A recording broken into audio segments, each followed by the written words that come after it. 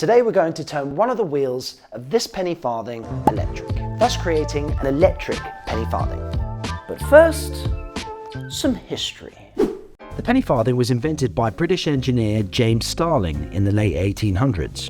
This large wheel should allow for greater speeds, but at low speeds, it falls over. How about a second smaller wheel for stability?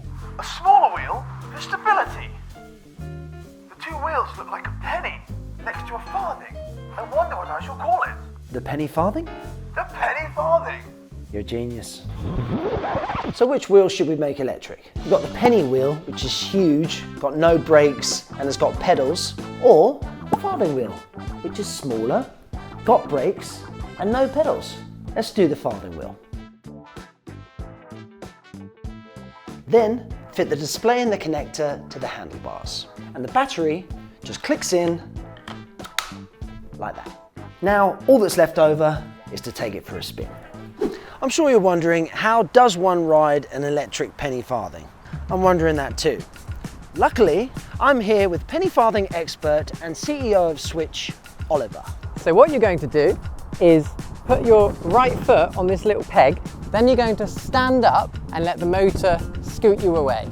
And then to stop, just brake and step down. Your go. Put onto the step, push off. Yeah.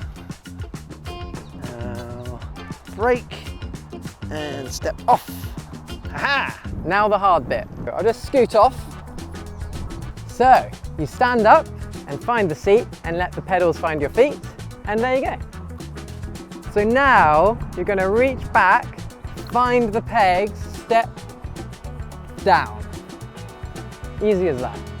Easy as that. What do you think?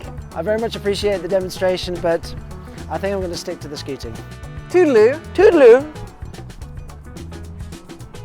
So when we say Swytch can convert any bike electric, we literally mean any bike. Visit our website for more information and subscribe to our channel for more conversion videos.